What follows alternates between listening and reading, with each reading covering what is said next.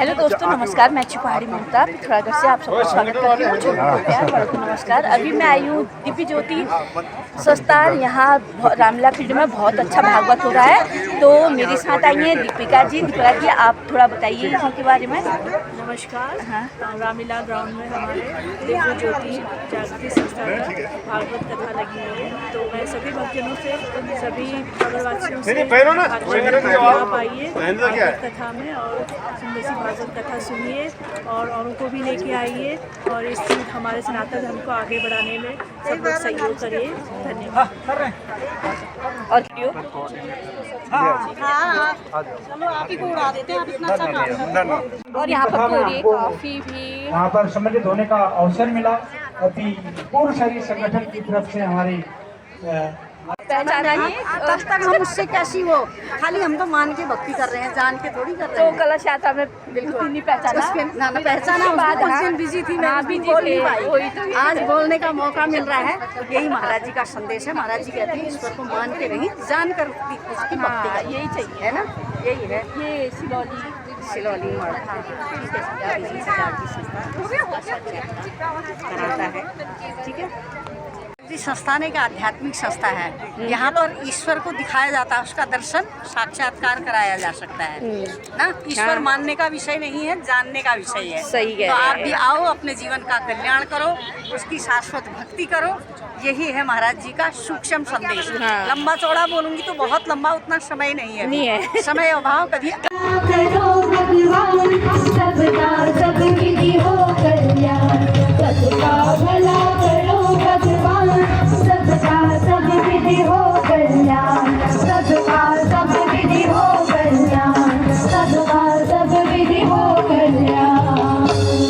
सर्वे भवन्ति लाल की, भागवत महापुराण की, भागवत महापुराण की जयकार वीर बजरंगी, जयकार वीर बजरंगी। बोले हर हर हर महादेव। बोले सर्वश्री परम गुरु शिष्य उद्धारक व्यासतोष महाराज की, सच्चे दरबार की। ओम शांति शांति शांति। कथा हेतु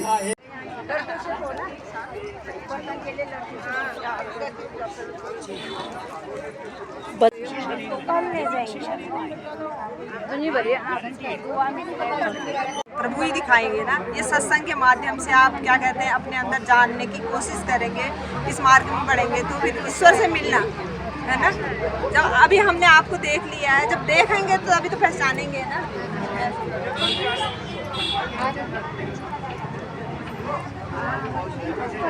ये दिव्य ज्योति वेद मंदिर का मॉडल है।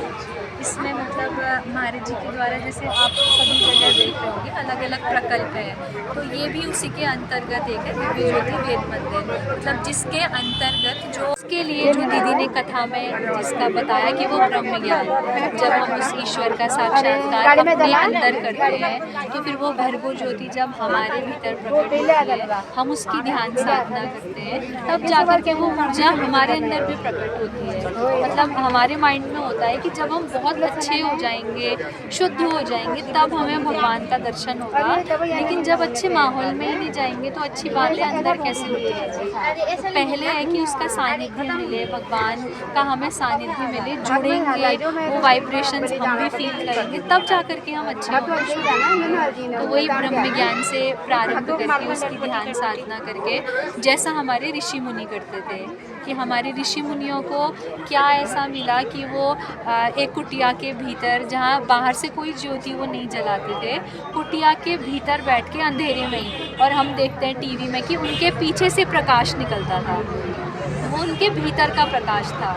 उस ध्यान साधना में अपने भीतर से जुड़ गए थे और इतना उन्होंने अपने आप को प्रकाशित कर लिया था, अपनी आत्मा को भगवान के ध्यान साधना के माध्यम से इतना उच्च अवस्था तक ले गए कि वो खुद उनका ही रूप हो गए। जो भगवान शिव का हम मूर्ति में देखते हैं कि उनका यहाँ पर तीसरा नेत्र है, तो वो केवल उन्हीं का नहीं है, उनकी सारी संतानों का है। हम सब उनके बच्चे, हम सभी का त्रिनेत्र है। लेकिन आवश्यकता है कि वो पूर्ण गुरु जीवन में मिले जो उस थर्ड आई को ओपन कर सकता है, खोल सकता है। जब वो खुलेगी हम भी उस उन्हीं से जुड़ेंगे, उस भगवान से जुड़ेंगे, तब हमारा शुद्धिकरण शुरू होगा। हम शुद्ध होंगे तब भगवान के पास जाएंगे, ऐसा नहीं हो पाएगा जब हम जुड़ेंगे। जैसे बच्चा है, अगर उसको बचपन से गलत माहौल मिल गया, अब उम्मीद नहीं की जा सकती कि वो अच्छा काम करेगा बड़े होकर सीधे। परवरिश उसकी बचपन से ही करनी पड़ती है। तो ऐसे ही जब हमें इनिशिएट, जब हम स्टार्टिंग अच्छे से कर लेंगे, उसी मार्ग पर चलेंगे, तब जा कर के हम भी वैसे बन पाएंगे। वही है ना, किसी विधि मिला हूँ गोसाई, तुमको मैं घूमती, आँख बंद हो जाती है ना, उसी तरह से। और उस समय महिलाओं को, उस समय को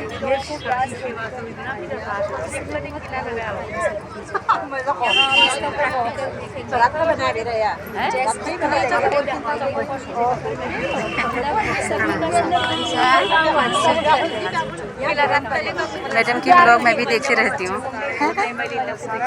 ये ब्लॉग बनाते रहे। अच्छा, और सब बगल में आप मॉडल देखेंगे मंथन का। तो उसमें मतलब जो अभावग्रस्त बच्चे हैं, जिनके मम्मी पापा इतने पढ़े लिखे नहीं हैं, कि मतलब वो स्लम एरियाज़ पे हैं, कहीं काम करने जाते हैं घर में, उन बच्चों के लिए स्कूल है।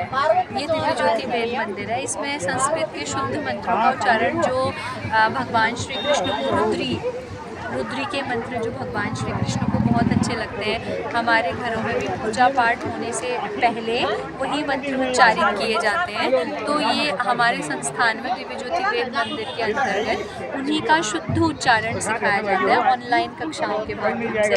हर वर्ग के लोगों को, चाहे बच्चे हों, चाहे बुजुर्ग हों, चाहे हम पढ़े लिखे हों, तो उनके अनुसार ऐसे ही अलग अलग मतलब संस्थान अलग अलग प्रकल्पों पर कार्य कर रहा है। जैसे अंतर्दृष्टि हो गया, उसमें अंधे लोग जो हैं वो अलग अलग प्रोडक्ट बनाते हैं, तो वो प्रोडक्ट फिर हम खरीदते हैं, तो उसका पैसा संस्थान को नहीं जाता है, बल्कि उनको उनसे सैलरी मिलती है और वो उनसे अपना जीवन यापन करते हैं। ऐसे ही अंतर्क्रांति है, उसमें जो जेल में गए लोग हैं, जो किन्हीं कारणों से कुछ मजबूरी में चले जाते हैं और कुछ दिशाहीन हो जाते हैं, तो उनके लिए महाराज जी ने स्टार्ट किया कि वो कुछ वहीं अंतर्क्रांति नाम से वो वहीं स्टार्ट करते हैं, अपना मेहंदी बनाते हैं, अगरबत्ती बनाते हैं, तो उनका जब हम सामान लेते हैं तो उनका पैसा उनको जाता है। ऐसे ही संरक्षण है, संतुलन है कि महिला और पुरुष दोनों में समान शक्ति है। मतलब आज की जनरेशन में तो काफ़ी कम हो गया है, लेकिन कुछ ही 10-20 वर्षों पहले ही महिलाएं बिल्कुल पीछे हर चीज़ में, मतलब मंत्र उच्चारण को दूर, शंख बजाना नहीं, पूजा में आगे बैठना नहीं, तो उन सब चीज़ों को कन्या भ्रूण हत्या का रेशियो पिथौरागढ़ में ही कितना ज़्यादा हो गया था। 1000 जो पुरुष है उनमें 900 कुछ ही महिलाएँ थी, तो उसी मात्रा कितने क्षणों में उच्चारण, मतलब हमारी संस्कृत भाषा से ही दूर कर दिया, क्योंकि जब संस्कृत आएगी उसमें छिपा। दोस्तों, ये बहन बहुत अच्छी बातें बता रही है।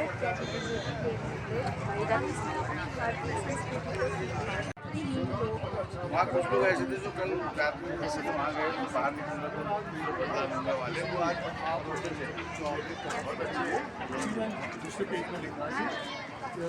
नहीं किया, और इसी कारण से हमारे जीवन में दुख, व्याधियां, कष्ट सहते हैं हम, और इसी माया के जंजाल में फंसे रह जाते हैं। जीवन पर्यंत सुख, शांति, आनंद को पाना चाहते हैं, किंतु हासिल कुछ नहीं होता। क्यों? क्योंकि खोज ही गलत है। एक बार एक राजा जो कि बहुत ही परेशान था, दुखी था, अपने मंत्री को बुलाया और कहा, मंत्री, हम बहुत दुखी हैं, परेशान हैं और सुख शांति को पाना चाहते हैं। मंत्री ने कहा, महाराज, आपके पास किस चीज की कमी है?